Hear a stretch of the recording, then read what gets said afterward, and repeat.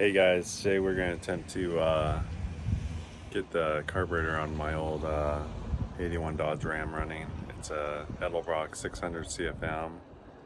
It just started running kind of bad, and then you do the thing where you rev it up and close the choke to get some fuel to suck through that idle jet and clear out for a while. I'm thinking underneath the carburetor lid there's quite a bit of bad gas crustacean that's getting into the system. So what we're going to do today is we're going to assess the situation. We're going to attempt to spray compressed air into the idle jet to see if that unclogs it. If that doesn't work, we're going to pull the lid off the carburetor, the EDELBROCK carburetor, and see if we have some sludge in there and possibly might need to do a rebuild. Alright guys, so follow along as we try to get this Dodge up and running again. Alright, so before we do anything, I will show you how it runs.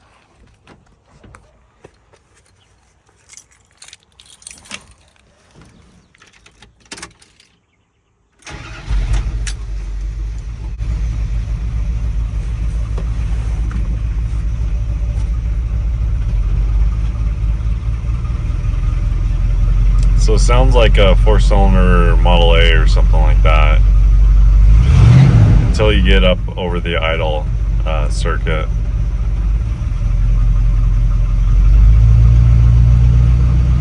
So it's running really lean on one side of the carburetor, one bank of the motor, or actually it transitions from 2 on one side, 2 on the other, usually with these intakes. So it's running really lean on one side of the carburetor.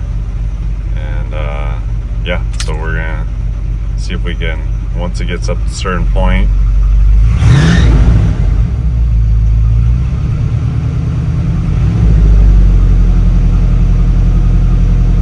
it runs pretty good, just not idling or off idle.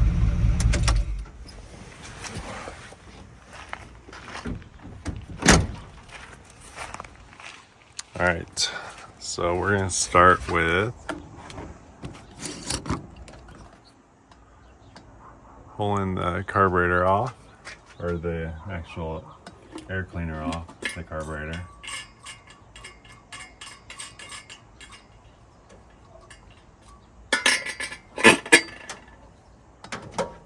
Alright, it looks like it has some torques up there, but what we're going to do first, I believe it's this side that's messed up.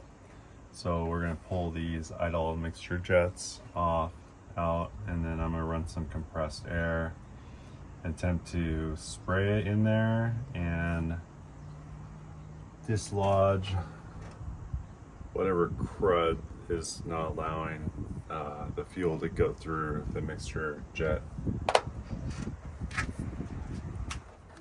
Alright guys, here's the compressed air. I'm going to go ahead and take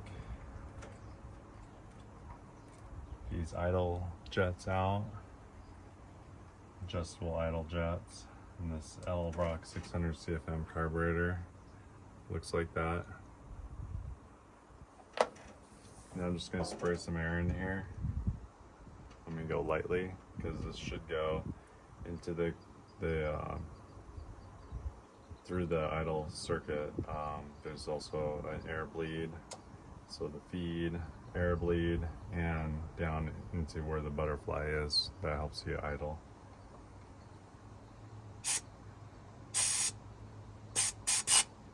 Alright, see the fuel that comes up here? Okay, that means that the idle air bleed is right here, and sometimes if you wheel these things without a carburetor, you get gum in there, and if you don't have the air bleed, that if it's plugged, it kind of works as like your plumbing system in your house. If someone throws a baseball or a football or something and blocks off the vent, it doesn't work right. So I'll give it a couple squirts. Okay, and I'll put this guy back in.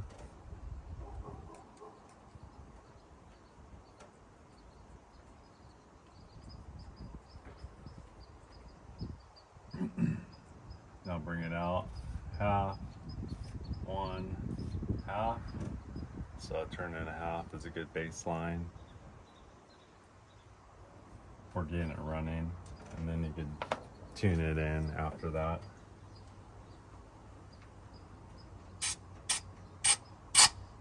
Okay.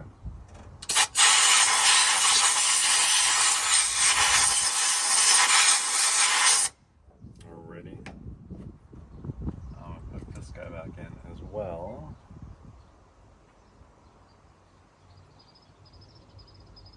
Run it all the way down, back out, turn in half, and then we're gonna go ahead and start it up, see what happens.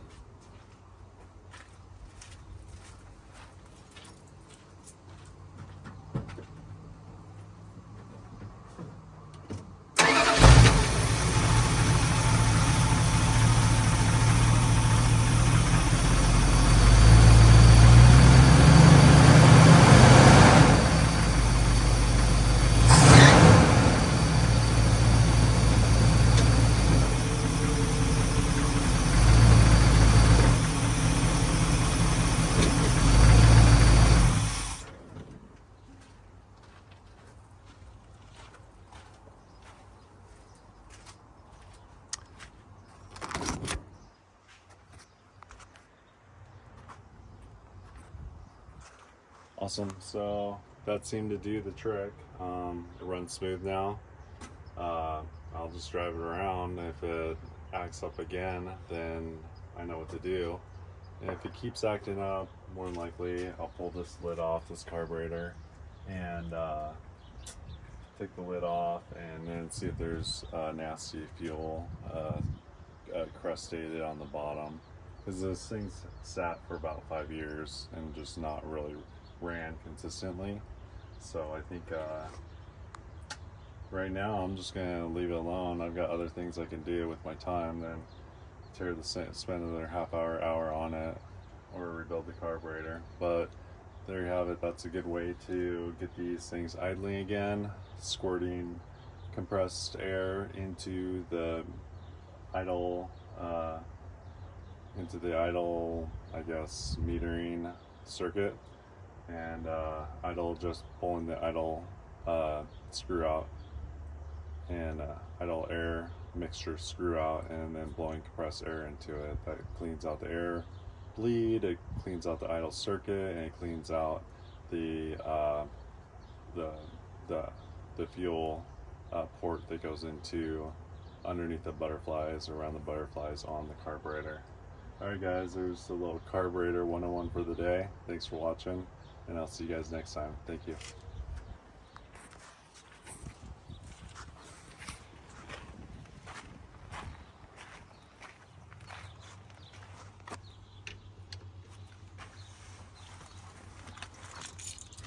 Almost can't believe it. It's running so bad.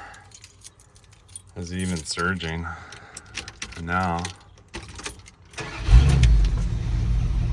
this fires up. Idles.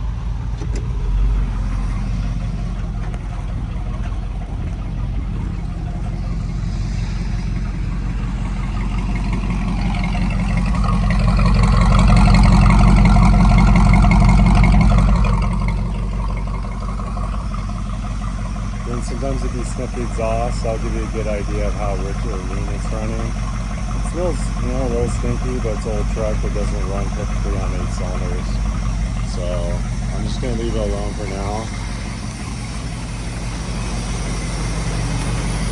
and drive around, make sure everything is good. There's a canopy I want to get off of Facebook Marketplace, so when we go camping, my wife and I, or my son and I, can sleep in the back. But for right now, it's up and running, which is great. I can pull a trailer, I can go get dirt, gravel, and not worry about it.